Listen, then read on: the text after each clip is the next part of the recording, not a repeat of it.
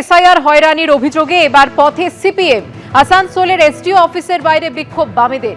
রাজ্য সড়ক অবরোধ করে বিক্ষোভে সিপিএম, পুলিশের সঙ্গে তুমুল বচসা।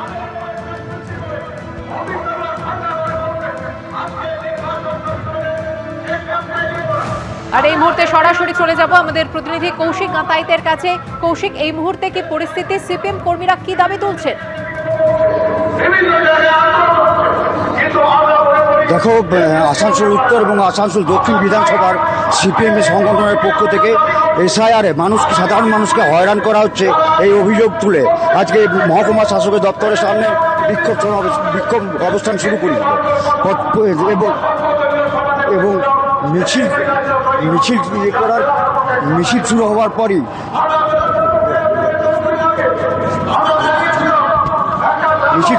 পরই কিছুক্ষণ মহকুমা শাসকের দপ্তরের সামনে আসতেই তাদেরকে গেট লাগিয়ে সে মহকুমা শাসকের দপ্তর ঢুকতে বাধা দেয় পুলিশ। কিছুক্ষণ অপেক্ষা করার পরই সঙ্গে সঙ্গে তারাও ক্ষিপ্ত হয়ে ওঠে এবং পথ অবরোধ করেছিল সেই পথ অবরোধ তুলে সরাসরি এসে পুলিশের বাধার চোখকে তারা এই মুহূর্তে একেবারে মহকুমা শাসকের যে সদর দরজা, যে গ্রিলের গেট রয়েছে সেখানে এসে অবস্থান বিক্ষোভ করছেন এবং সে দেখা যাচ্ছে এখানেও গেটটি লাগিয়ে দেওয়া হয়েছে। পুলিশের সংখ্যা অত্যন্ত নগণ্য থাকায় তারা একেবারে সরাসরি চ্যালেঞ্জ করে ভিতরে ঢুকে গেছে এবং এইখানে বিক্ষোভ সমাবেশ করছে সিপিএম। সুকর্ণা।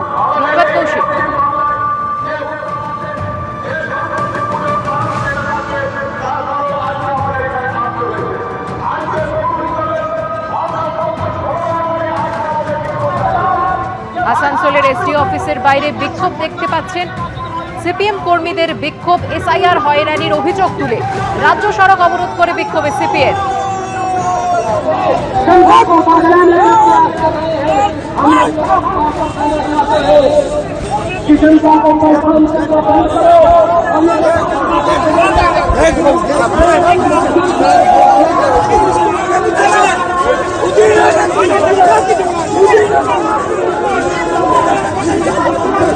আপনারা দেখতে পাচ্ছেন এসডিও অফিসে সিপিএম কর্মীরা ঢুকতে গেলে বাধা, আর তারপরে পুলিশের সঙ্গে তুমুল বচসা। আমি আরো একবার চলে যাব আমাদের প্রতিনিধি কৌশিক গাঁতাইতের কাছে। কৌশিক, ঠিক কি পরিস্থিতির সৃষ্টি হয়েছিল?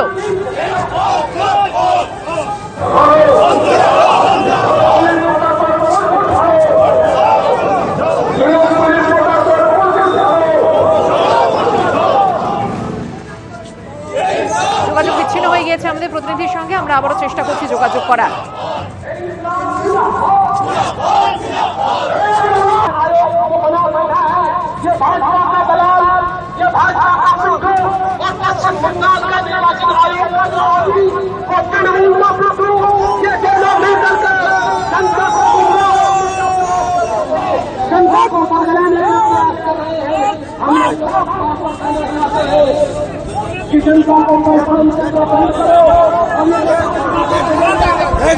এসআইআর হয়রানির অভিযোগে এবার পথে নামলো সিপিএম। আসানসোলের এসডিও অফিসের বাইরে এভাবেই বিক্ষোভ দেখালেন সিপিএম কর্মীরা। এসডিও অফিসে ঢোকার সময় পুলিশ বাধা দেয় সিপিএম কর্মীদের, আর তারপরেই এই পরিস্থিতি। পুলিশের সঙ্গে তুমুল বচসা বাম কর্মীদের।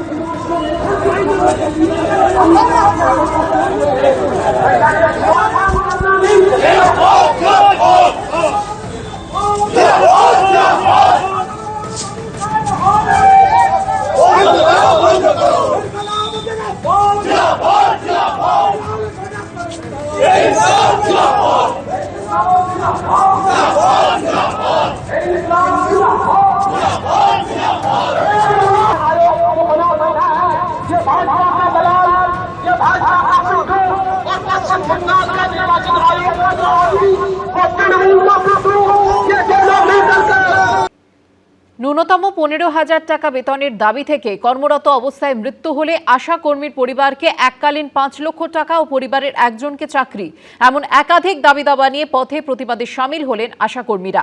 রাজ্য সরকারের বিরুদ্ধে তুললেন বঞ্চনার অভিযোগ। মুসলিম ভোটের সঙ্গে কি তৃণমূলের চিন্তা বাড়াতে পারে মহিলা ভোটও? তৈরি হয়েছে সেই প্রশ্ন। আমরা সরকারকে উল্টে দেব সরকার যদি আমাদের কথা না করে। মাসখানেক পরেই হাই ভোল্টেজ বিধানসভা ভোট। তার আগে ক্রমেই তপ্ত হচ্ছে এই রাজ্যের মাটি। একদিকে তৃণমূল বিজেপি বিরোধী জোটের ডাক দিয়েছেন রাজ্যের দুই মুসলিম বিধায়ক নওশাদ সিদ্দিকী এবং হুমায়ুন কবির। যার জেরে তৃণমূলের মুসলিম ভোট ব্যাংকে ভাঙন ধরতে পারে বলে আশঙ্কা করছেন অনেকে। এর মধ্যে তৃণমূল সরকারের বিরুদ্ধে ক্ষোভ উগরে দিয়ে পথে নামলেন আশাকর্মীরা, যা দেখে অনেকে প্রশ্ন তুলছেন তৃণমূলের মহিলা ভোট ব্যাংকে কি এর প্রভাব পড়তে পারে। আমাদের এতগুলো মানুষ, তাদের এতগুলো পরিবার আছে, সাথে আমরা যাদের হাজার লোককে পরিষেবা দেই তারাও আমাদের পক্ষে আছে। আমরা সরকারকে উল্টে দেব সরকার যদি আমাদের কথা না করে। ন্যূনতম 15,000 টাকা মাসিক বেতন, কর্মরত অবস্থায় মৃত্যু হলে পরিবারকে 5 লক্ষ টাকা আর্থিক সাহায্য, বকেয়া ইনসেন্টিভ মেটানো, মাতৃত্বকালীন ছুটি সহ একাধিক দাবিতে রাজ্য জুড়ে কর্মবিরতি চালিয়ে যাচ্ছেন আশাকর্মীরা। বুধবার তাদের আন্দোলন ঘিরে রণক্ষেত্র পরিস্থিতি তৈরি হয়। কোথাও ব্যারিকেডে লৌহ কপাটের উপরে উঠে যান আশাকর্মীরা,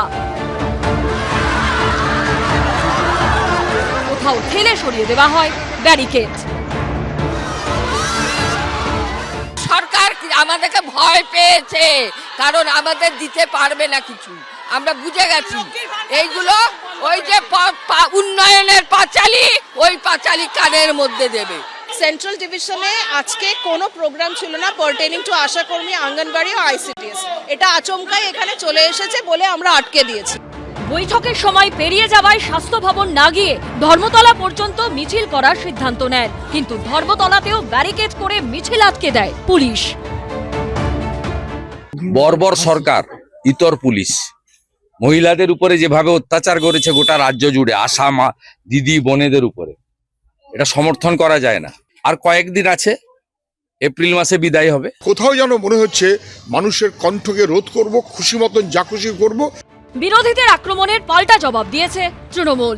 রাজ্যের 2 লক্ষ কোটি টাকা বকেয়া কেন্দ্র এখনো দিচ্ছে না, ফলে শুধু আশাকর্মীরা নন, আরো অনেক জায়গায় অনেক কিছু করার ইচ্ছা যেটা মমতা বন্দ্যোপাধ্যায়ের আছে, আরো অনেককে অনেক রকম সুবিধা দেওয়ার, সেটা তিনি দিতে পারছেন না। এখন আমাদের তরফ থেকে একটা অনুরোধ বা আবেদন যে আশাকর্মীরাই ভোটের মুখে কোনো বঙ্গ বিরোধী শক্তির, তৃণমূল বিরোধী শক্তির কোনো প্ররোচনায় দয়া করে পা দেবেন না। বিভিন্ন মহলে প্রশ্ন উঠছে, আশাকর্মীদের এই ক্ষোভের প্রভাব কি তৃণমূলের মহিলা ভোট ব্যাংকে পড়তে পারে? 2024 সালের লোকসভা ভোটের সময়কার পরিসংখ্যান অনুযায়ী পশ্চিমবঙ্গের 7,53,427 জন ভোটারের মধ্যে মহিলা ভোটারের সংখ্যা 3,70,53,502, অর্থাৎ প্রায় অর্ধেক। এই মহিলা ভোট নিজের দিকে টানতে লক্ষ্মীর ভান্ডারের মতো প্রকল্প চালু করেছে তৃণমূল সরকার, যা 2021 সালে তাদের ব্যাপক ডিভিডেন্ড দিয়েছে। কিন্তু আশা কর্মীদের এই ক্ষোভ দেখার পর অনেকে প্রশ্ন তুলছেন, এবার কি ছবিটা একটু হলেও আলাদা? সুকান্ত মুখোপাধ্যায়, সন্দীপ সরকার ও আশাবুল হোসেনের রিপোর্ট, এবিপি আনন্দ। এবিপি আনন্দ, এগিয়ে থাকে, এগিয়ে রাখে।